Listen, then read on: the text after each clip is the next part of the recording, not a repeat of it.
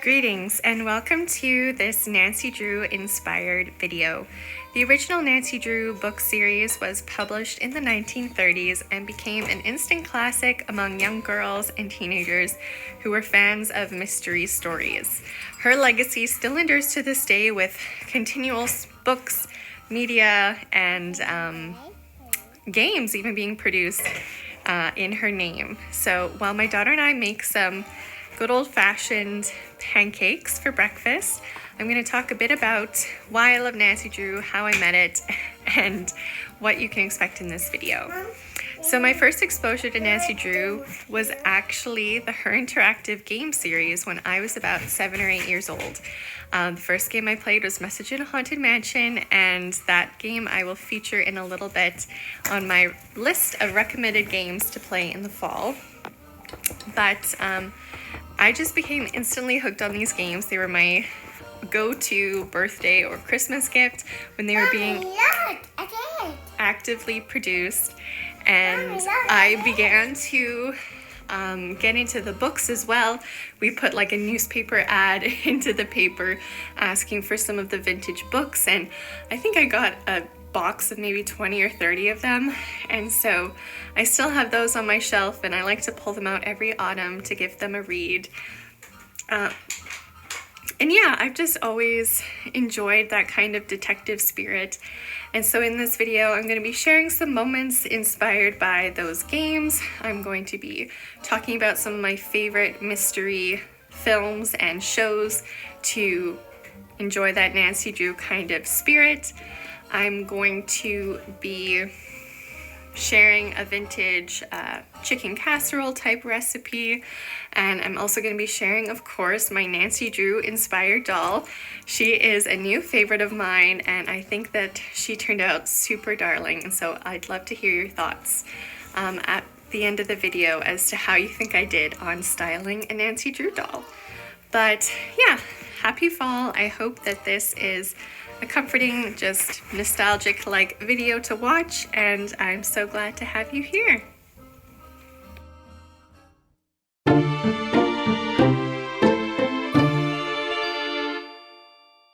It's up to you as Nancy Drew. If you're unfamiliar with the Nancy Drew PC game series created by the company HerInteractive, well, this is my introduction and encouragement to give it a shot, and these are some of my favorite fall games of theirs to play. Number 3, Nancy Drew, Message in the Haunted Mansion. This is Victorian Inn.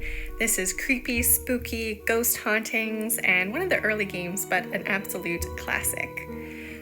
The final scene is set in an old theater, and there's a kidnapping, and there's magicians, and it's a really cute, cozy game. Legend of the Crystal Skull is New Orleans. It's raining, it's moody, it's got eyeballs and dentists, and it's a really interesting game. Haunting of Castle Malloy is in Ireland, and it's got a banshee and spooky stuff and in the dark, really good. This is an all-time classic, Warnings at Waverly Academy. Go to an all-girls boarding school. There's a black cat, someone sending threatening notes, and everybody loves this game. Ghost of Thorton Hall, probably the spookiest game in the series. This is Southern Belle mystery in a spooky island manor. So yeah, I hope that those sounded interesting, and I'm gonna be doing a couple scenes inspired by those games now. I hope if you've played them that you enjoy these kind of little nods to the game, and if not, it'll encourage you to check it out.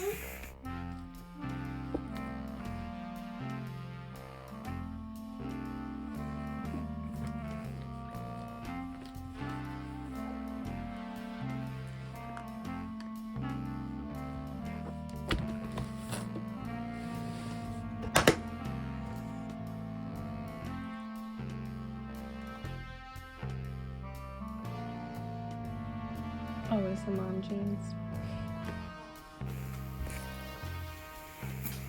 It's locked. It's locked. It's locked. It's locked. It's locked. It's locked. It's locked.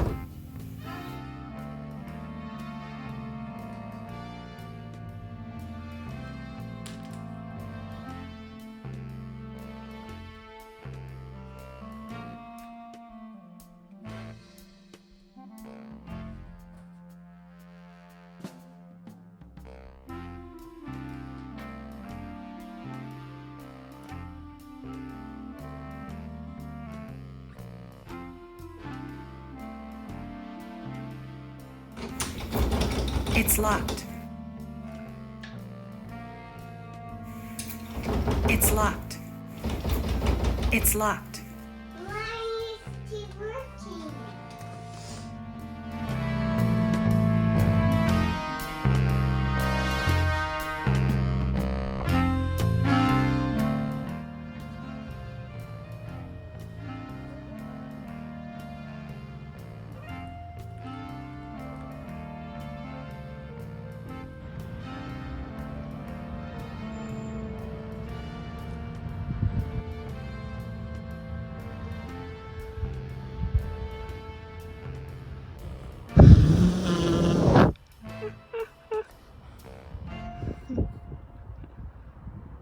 Is your wish gonna come true?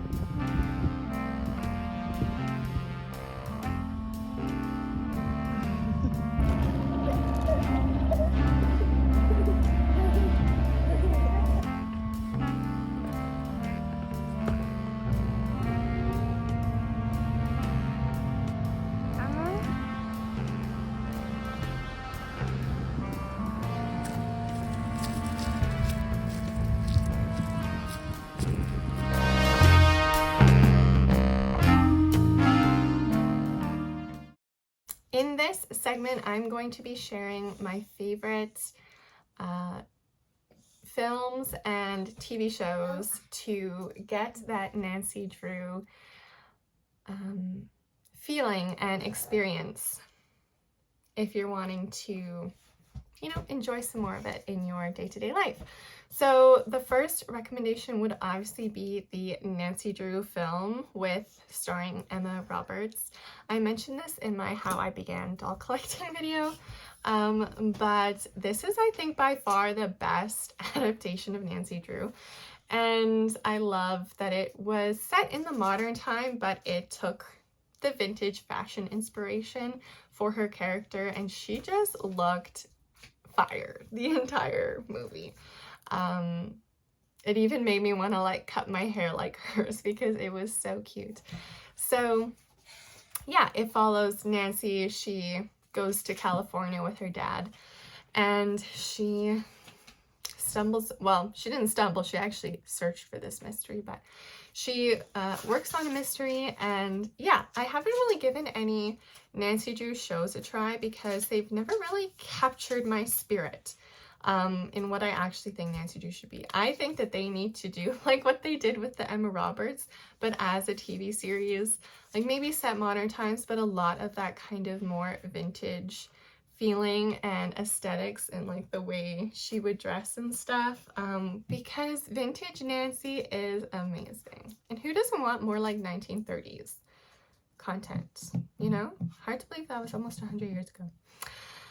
But I did also recently watch, I think it's like a 1939-38 Nancy Drew Reporter. I just watched it on YouTube because it's so old. Like they put some like old films in total on YouTube. It was not my favorite, I would say. It was like, if you really want that vintage feeling, you know, throw it on and kind of just enjoy it on a lazy afternoon. But yeah, it was kind of a stranger approach to Nancy, in my opinion anyways. And like, you know, the fashion, you know, obviously like right in the era, but just, you know, she was like a journalist and the mystery was kind of strange. And I don't know. My other recommendation adjacent is the Kate Kittredge movie, which I also mentioned in my How I Began Doll Collecting. And this follows 9-year-old Kate Kittredge, an American girl who wants to be a journalist. So the journalist spirit involves a lot of probing, a lot of investigating, asking the right questions, and she is trying to kind of get to the bottom of, sweetie, the recent kind of thefts and stuff that have been happening in her neighborhood. People are blaming it on the hobo or the homeless population, and she tries to get to the bottom of it. Love that movie too. It's a great movie. In terms of series, I will briefly mention Father Brown. This one is set in like 1950s rural England. The main character or detective is actually a priest, and because of his open and honest conversation with people, the way that people are inclined to confess to him, he's able to, you know, kind of get the ins and outs in the community. I've only admittedly watched the first episode, but there's, I think, 5, 6, 7 seasons of it. A lot of content to watch. And I really enjoyed the first episode. I am planning to, you know, go back to it at some point. But yeah, I thought it was worth a mention if your style is maybe more 50s, if that's kind of what you like. My next recommendation is called The Bletchley Circle. I think it's maybe categorized San Francisco. I need to double check. But this one is set 1940s, and the one that's set in 1940s is the one I'm referencing. This one has 4 main kind of women detective protagonists, and they kind of form their clue crew, and they stumble upon mysteries in their neighborhood and like amongst the people that they know, and you know, just kind of try to solve the puzzle, solve the mystery, and it feels very Nancy Drew to me, and I enjoyed. It's just like a short, kind of maybe 8 episode series. I originally watched it on Netflix. I don't know if it's still on there because I don't have Netflix anymore, but I recommend giving that a try. My next recommendation, which is probably the most Nancy Drewish to me, is it's called the Frankie Drake Mysteries. Pardon me. And this one follows our main detective, Frankie Drake, 1920s Toronto. This is a Canadian-produced show by the CBC, and their production quality on these is actually really awesome and charming, because you get like actual historic Toronto locations in some of the shots. But yeah, she runs like a private investigative, should I look more librarian, a private investigative operation, and she has a not as cute now, she has a partner, Terry, oh, I haven't seen it now in a few months, that she runs her business with, and then they have an adjacent friend that works at the police station, Mary, and she kind of is there into the police information, and then they have another lady friend who's the assistant to the city coroner, so she can get kind of the info on the dead bodies and stuff. Yeah, so it's typically, you know, I don't know, it's a variety of mysteries because it's more like private investigator, we're gonna hire you to look at this or to look into this, or, you know, so it's not just a strict murder mystery, but it's a very also Nancy Drew clue crew, and she has a lot of can-do spirit. The 1920s aesthetic is super fun, and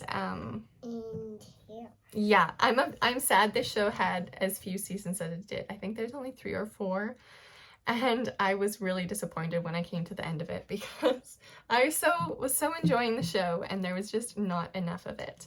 But please, please, please give Frankie Drake a try because it captures for me the closest thing to, I think, Nancy Drew. And my last recommendation is by far my absolute favorite, though it is not as Nancy Drew coded because the lead detective is a male, and this is The Murdoch Mysteries, also produced by the CBC, set in turn of the century Toronto, so late 1800s. So the first season I think is like 1895-ish, and it's currently about to release its 19th season, which, I don't know, do the math, means we're like 10 plus 9, like 1914. I honestly think that this year they have to break out the war. I feel like they have reached the point of World War I and it's coming. But yeah, so Detective Murdoch in the early seasons is working alongside the city coroner, Dr. Julia Ogden. They've, you know, got a bit of romantic tension. Yeah, this one is mainly a murder mystery. There's occasionally different mysteries, but mostly murder mysteries. Not macabre, very about the reason, the logic, you know, only briefly showing, you know, a corpse or something like that. But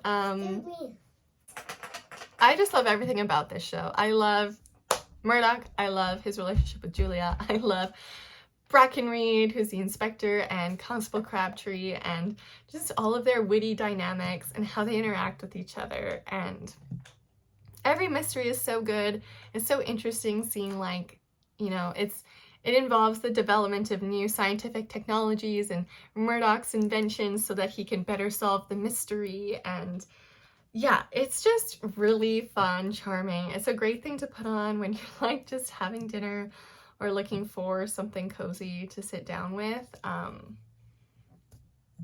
Yeah, you get some Edwardian fashion and beautiful scenes of Toronto, the Toronto area. Yeah, like even rural Ontario. So yeah, I am such a fan of this that I even had the really fun opportunity to go to Ottawa over the summer. My sister lives in Ottawa, and they were hosting a Murdoch Mystery in concert performance, and I actually got to see the star Yannick Besson. Is that how you say his name? I think it's French, so don't come for me.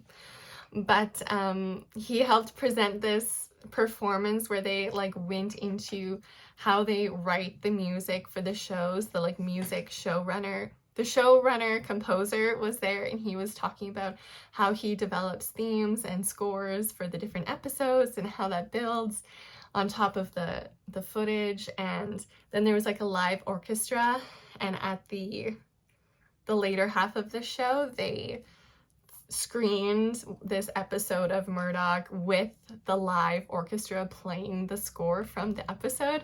So it was such a fun experience. I got to go with my sister. I got to see Murdoch. There's even this whole murder in the lobby during the intermission, and you could get a clue card. There was and you could like try to determine who done it. He even literally had like a fake body under a tarp. The violinist was killed. And then there's like cardboard cutouts. I'm gonna show these absolutely cheesy photos of me because you couldn't, like, it wasn't a meet and greet, but there was cardboard cutouts of the different characters like Murdoch and Crabtree. And you bet your bottoms that my sister let me take some pictures with Murdoch and Crabtree. And here I will socially embarrass myself. But you know what? It's totally worth it. So please, I feel like it's not, I know it was super popular probably in Canada, like that auditorium was full, but I don't know how like widespread it is outside of Canada, and I just want more people to know about it. Murdoch Mysteries, you can watch it on CBC Gem, along with the Frankie Drake and Murdoch, you can watch for free on CBC Gem. With ads, or if you have an ad blocker on your computer, then you don't have to watch the ads. But or you know, I for sure know that Murdoch was like at my local library. I could just go borrow the box set, and I actually love watching series on DVD. Yeah, those are by far my favorite recommendations. I know there wasn't a lot of films, but like I said, I don't think I actually said in this one, I find it much easier to just like continue watching a show. You know, it's like short, it's not the same time commitment as starting like a whole movie, and like each one is just good and in a full thing in and of itself. So yeah, I thought maybe shows are a bit more fun, and like I said, I really want a better Nancy Drew adaptation. Like, please channel the HerInteractive Nancy Drew vibes with some vintage. I recently watched this short by the creator, I think it's like Snuffly, I don't know how you pronounce it. She is a really fun Nancy Drew content creator for the game series, and she had these shorts of her like picking what Nancy would be wearing in, if Nancy had good style, in each of the different games. And I never knew how much I needed a short until I saw those. So go check out her videos. because that is what I'm picturing, like just these really fun styled, you know, outfits and aesthetics, and then solving these mysteries. Girl can dream. I can also dream about some more retro, like, Nancy Drew games. Those things were just too good. Please, somebody develop more games like the old ones. Please. Please, please, please. Okay. But yeah, I hope that these are maybe some things you haven't heard about before and you give them a watch. There's obviously, of course, like tons of murder, like mystery shows. Rosemary and Thyme, Miss Marple, Midsummer Murders, Midsummer Mysteries, the Hercule Poirot series. But yeah, these are ones that I've watched and I enjoyed. And yeah, this is really long, but I hope that you found some new stuff to watch. Because I was such a big Nancy fan when I was younger, my parents gifted me this really awesome book for, I think, Christmas one year. It's like the idea of Nancy's kind of scrapbook or files for all the different aspects of her different mysteries. It doesn't obviously include all of the different mysteries, but there's these really cool interactive elements. It looks very vintage with the typewriter type and all of her books and the flips and the flaps, and I just, yeah, this is a really fun book, and I thought it would be perfect to share it with you, as I don't know, you know, how many people have had a chance to look at this type of book. So yeah, I really love the whole vintage essence of the book, and it gives you just some insight into her different mysteries, and it was a really special gift, and I love that I still have it to this day.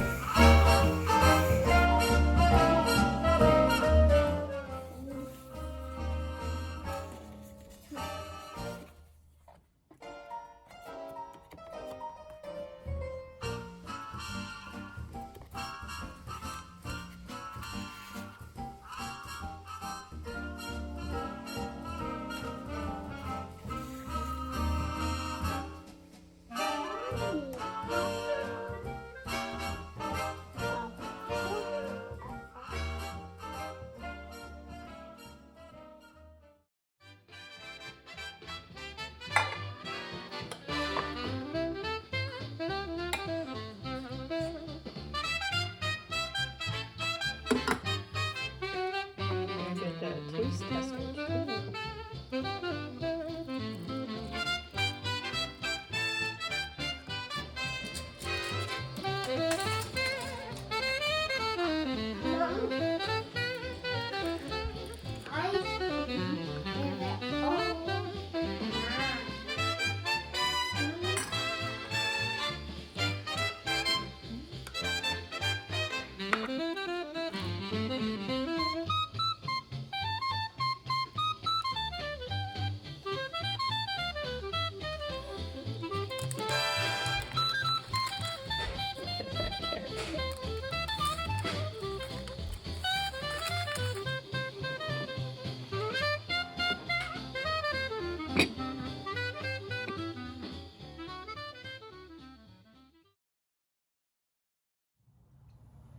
Okay, so here is going to be the official reveal of our Nancy Drew style doll. I haven't decided if I'm going to actually call her Nancy, because while I like it for Nancy Drew, it's not like my most favorite name in the world.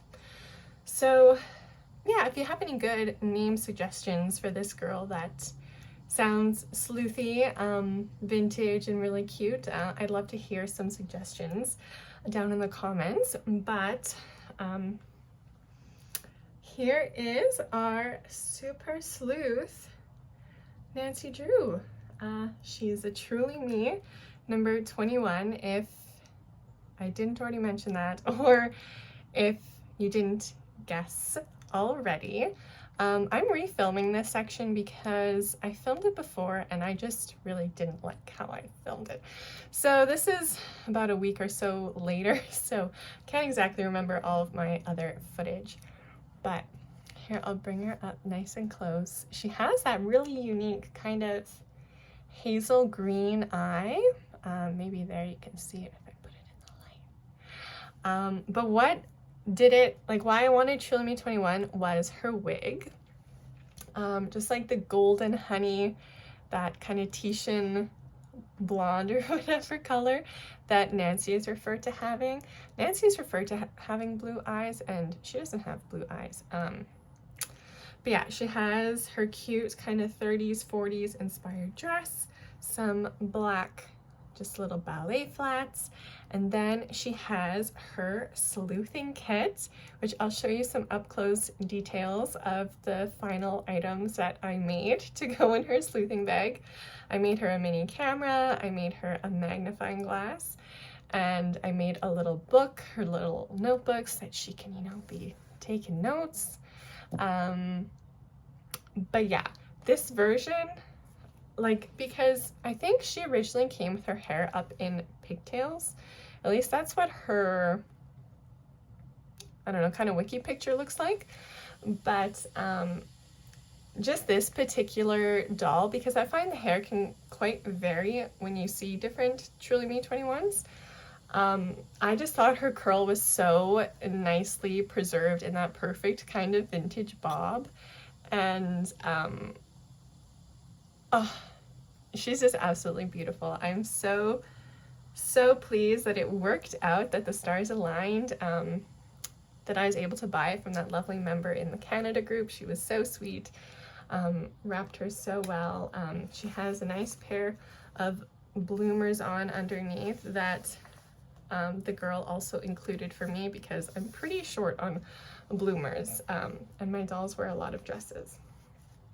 But yeah, she's so darling, and she's off to solve some mysteries. I hope that you enjoyed getting to have a peek at this beautiful girl and all the other Nancy Drew themed stuff that I featured throughout this video. So thank you for watching, and I hope to see you again here soon.